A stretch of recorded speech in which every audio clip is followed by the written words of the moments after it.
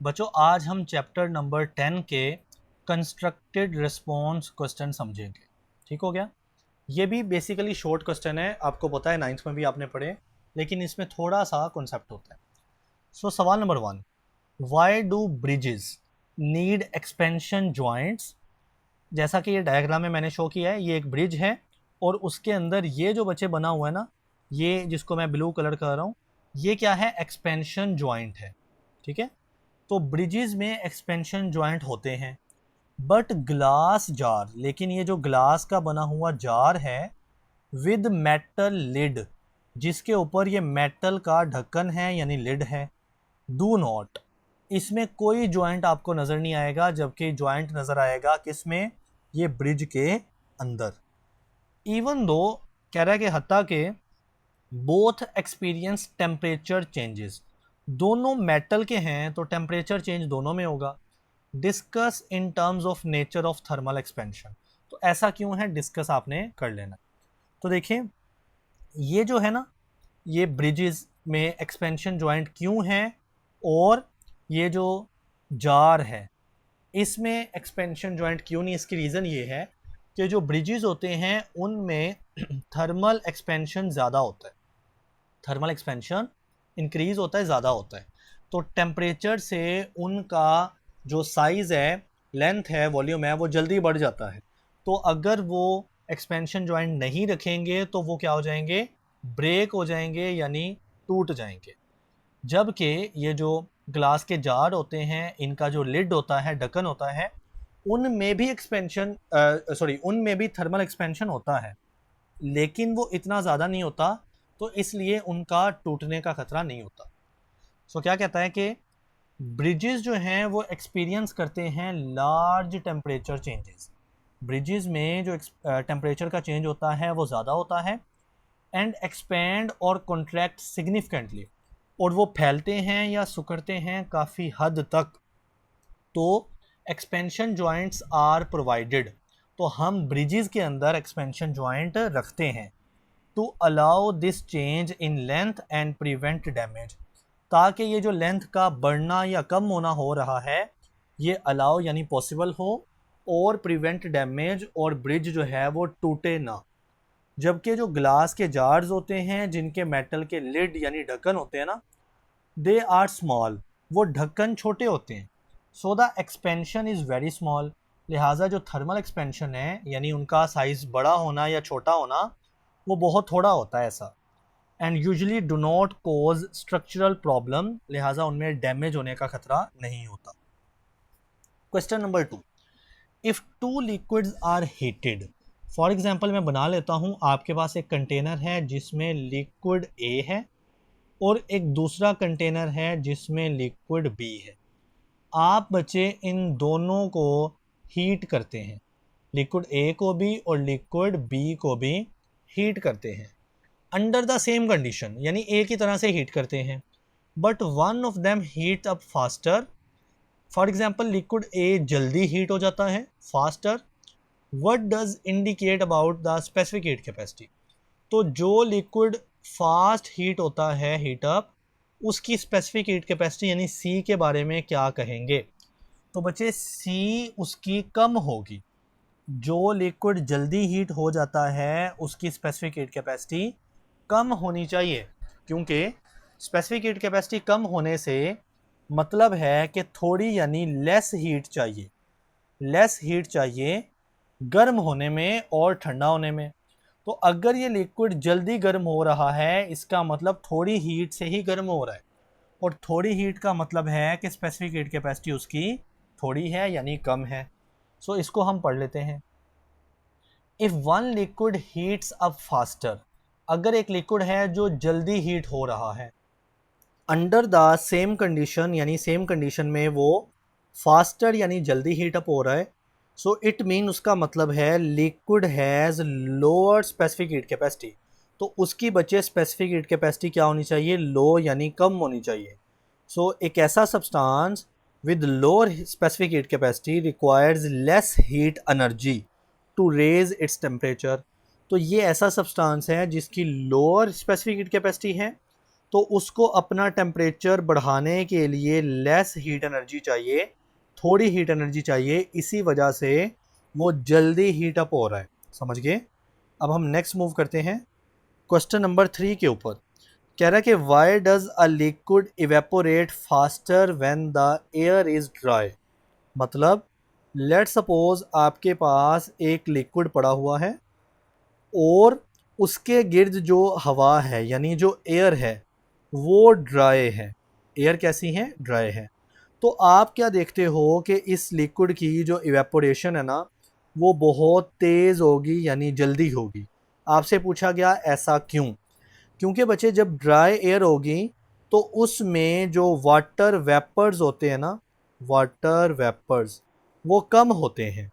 तो जाहिर सी बात है ना, एयर ड्राई है यानी उसमें वाटर वेपर्स कैसे होंगे? थोड़े होंगे।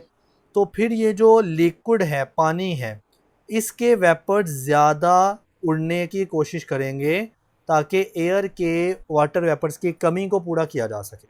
ठीक है, अब इसका आंसर देख लेते हैं।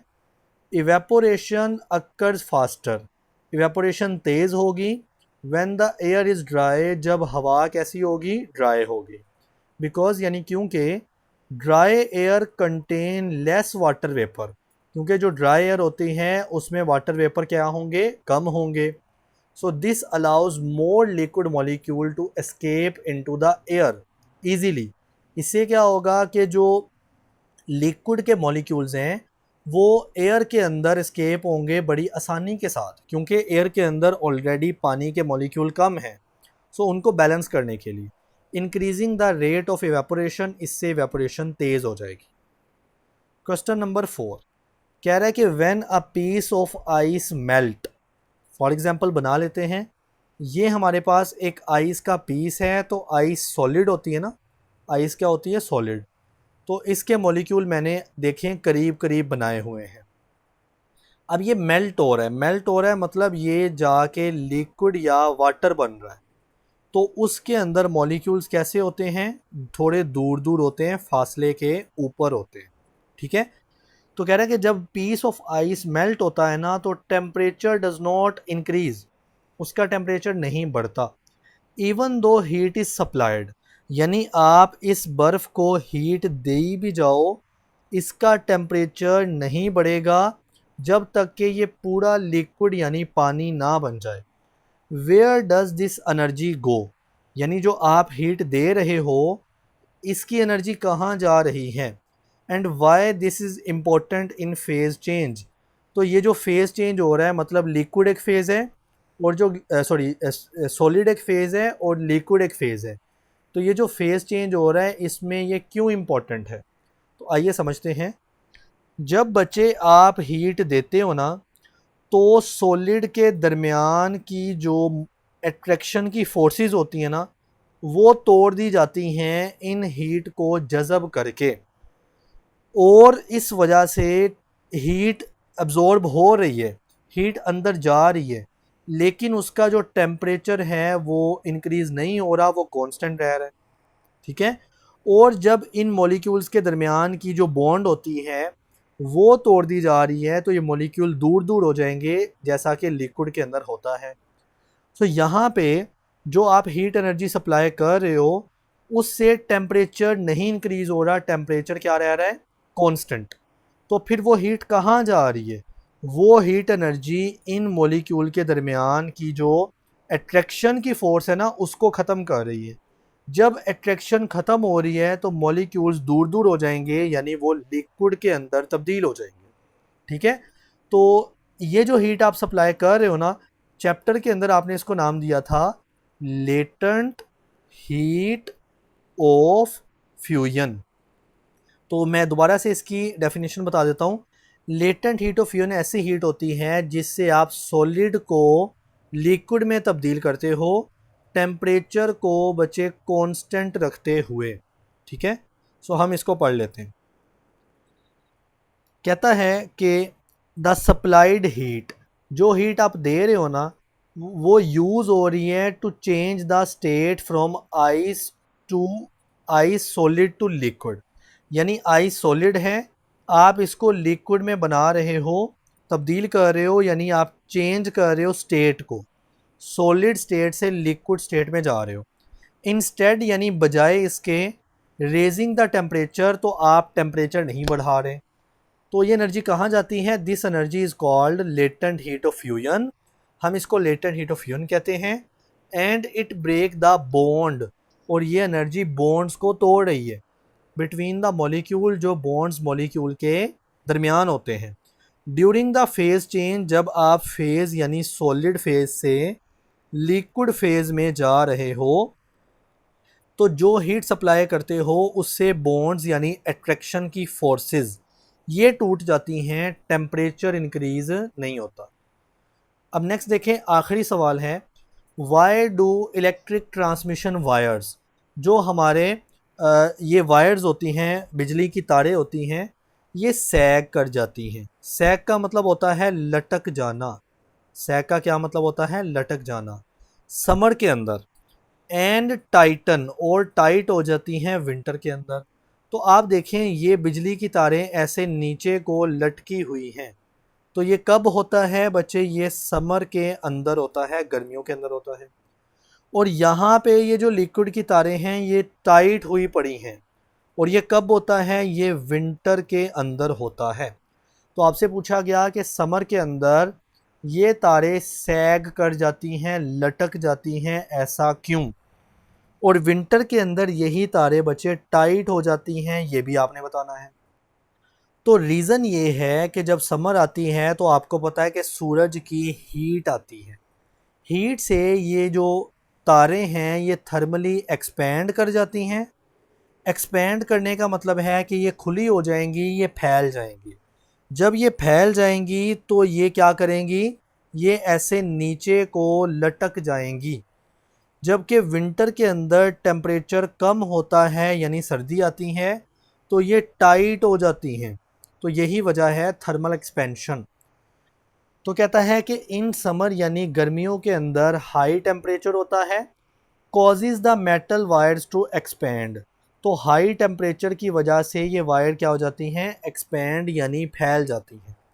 मेकिंग देम लॉन्गर, और वो थोड़ी लंबी हो जाती हैं। एंड कॉजेज देम टू सैग, और वो नीचे को लटक जाती हैं। जबकि इन विंटर सर्दियों के अंदर लोअर टेम्परेचर होता है यानी ठंडा टेम्परेचर होता है। Causes the wire to contract, इससे जो वायर्स होती हैं वो क्या होती हैं? कॉन्ट्रैक्ट यानी सिकुड़ जाती हैं। मेकिंग देम टाइटर, और वो टाइट हो जाती हैं।